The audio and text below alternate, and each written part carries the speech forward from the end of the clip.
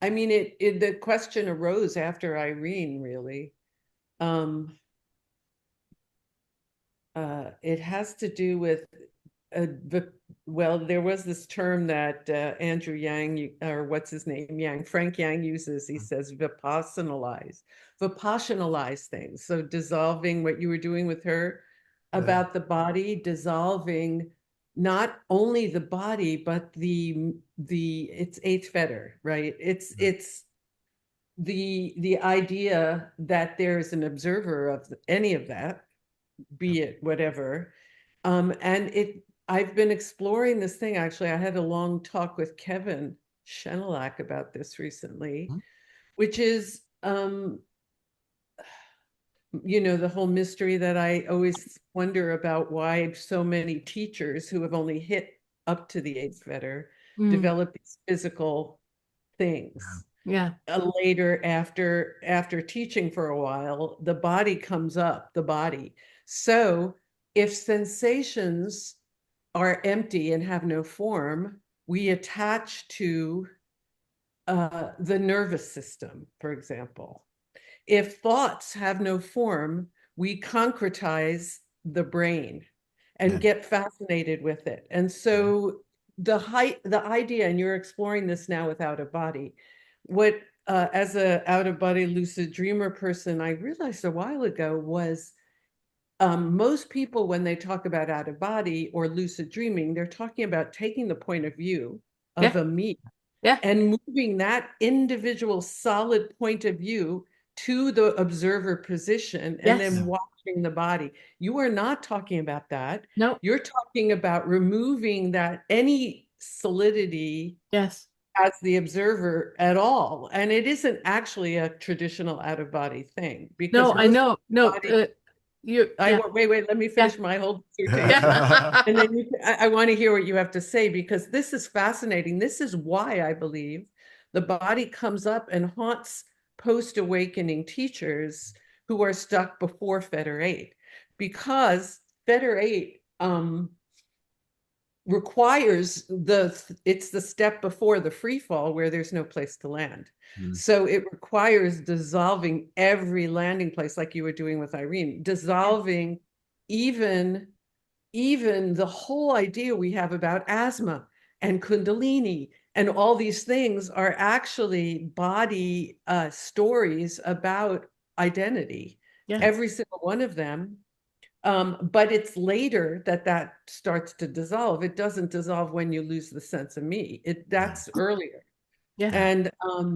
And I'm not saying that there, quote, isn't a real body. I mean, who knows if there is or isn't a real body, but I do know that me included, tend to get fascinated with the workings of the body, instead of continuing on Fetter 8, 9, and 10. Yeah. Yeah. So a lot of people stop and go, okay, I have this chronic condition, I have this mystery illness, I have this, and that's real. So I'm Mm. going to leave that there. Yeah. And then I'm still considering myself fully awake all the way through Fetter 10. No, you're not. No, you're not. No. Because even if you had cancer or whatever going on, it wouldn't be located and it wouldn't be observed. So No. how would you know you even have it? Yeah. Yeah, And how exactly. you suffer from it is my question. Yeah. So yeah, go ahead, Yeah, say no, what but you. it's funny because we actually had that exact conversation just a few hours ago when we were sitting and having lunch. That when we have a condition, because we talked about um um the P word. Come on, what is it? Perspective? No, no, when you eat the pill and it works. Oh, And placebo. placebo. We talked about the Placebo effect, placebo yeah. effect, where my opinion is that the placebo effect is just as real as anything else because it's changing the internal environment that condition no longer can thrive in it. And that is basically it. That as long as you believe that there is an I here with a body here that can get sick here, that will happen. That does happen. That there's still a little hook with an identification into that. Because exactly like you say, that there's nowhere for the cancer to land if there's not. an I or an body or that perception in that way. I just want to circle back to what you talked about with the outer body, because the way that I view out of body experiences, that is like the first step in the sixth feather. It's like a baby step in experiencing the complete dissolving, because it is outer body is exactly that. When we do outer body experiences, that we experience I being here, and then we go to the subject out there that is observing, you know, we go to the object out there that is observing the subject here, so the object suddenly becomes the subject, and the subject here becomes the object. But that is like the baby steps of it. The second level of the outer body experiences is that dissolving everything. So there is no limit, like you had an experience the other day where we were doing outer body experiences where suddenly Todd's experience of a face was over there, Yeah, and I but tend to be. the experience of the body was here. So there was that the surreal, distorting, Mhm. exactly. And those are the steps until you have the complete outer body, where there is no one anywhere. There is no fixed point anywhere, or any one being anywhere else than here, because this here is not there, and the one experiencing is nowhere either. There is a complete dissolving of everything. There is no experience of anything, which is what I perceive as an outer body, where there's no body and there's no I. But then there's the mystery too, and the paradox of when you said, let the body, what did I got a quote you said to somebody, it said something about the body is your guide, right? So we're using the sensations to de-fetter Yeah, up to federate, at which point then it starts to not be, we throw away the boat once we've crossed the water, because the sensations themselves are also locations. yeah. And the idea of a sensation is a location. And so it's a location of selfing. And then also there's the paradox of this mystery interaction of spontaneous remission, like people like Anita Moorjani. Once she had a full, I think her experience was fully through Fetter 10, but then her cancer just dissolved. It just It's dissolved. what I experienced. Yeah, it's Yeah, what I experienced. Yeah, it's not going to happen all the time, but it can happen, because I realize this as a doctor, that I don't know what percentage, but what's holding our illnesses in place are the repeated stories we tell ourselves about having the illness.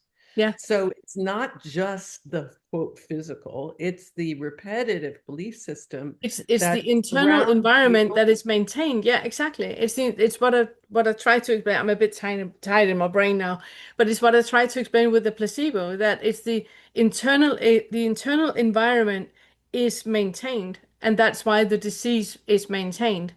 But when the internal environment is changed, then there's nowhere for the disease to develop or to root or or to expand in any way, because the internal environment is different. It's like if you have, mold in the basement, it's because of the moisture. If you change the moisture level in the basement, the mold goes away. Because of the internal environment in the basement is different, mold can't grow.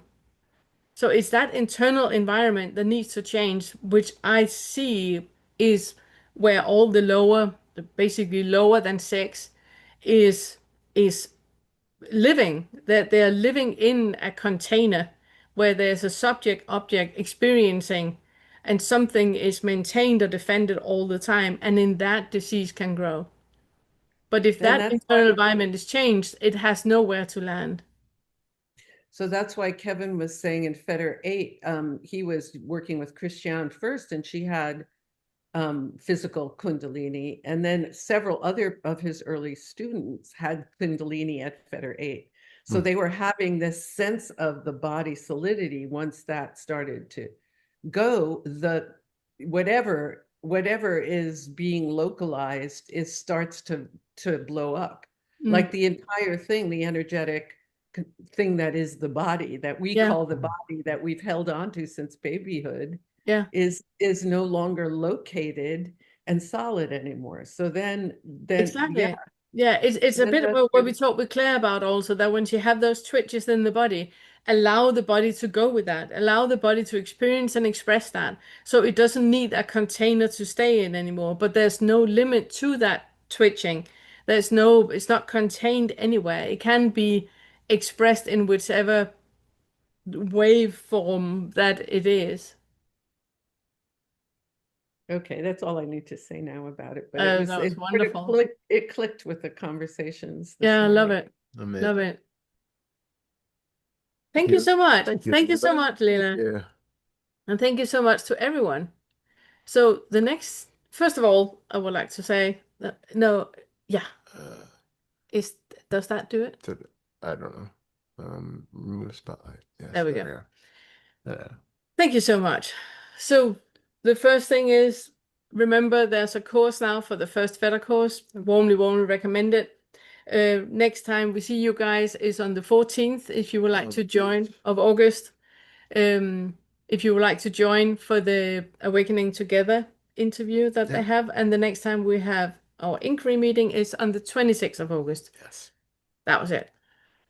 Thank you so much. Have a Have a couple wonderful weeks. summer. Yeah. Yeah, have a wonderful summer. Thank you all for being And here. thank you so much for coming. Thank you so much. Thank you. Bye, everyone. Bye. Bye, everyone. Bye. We have created a course of our first feather material. This course will walk you step by step through all of the ways in which identification is created and selfing happens. If you've been struggling to see through the self-structure or have that first awakening shift, this course contains hundreds of tools to help you discover the selfing mechanisms when they're happening, and then see through the illusion of identification that are created. Along with over 14 hours of videos, this $49 course contains a full book worth of summaries, extrapolations on the videos, written inquiry suggestions, and other text. So work slowly, leave time for integration. This is powerful material and it can be life-changing.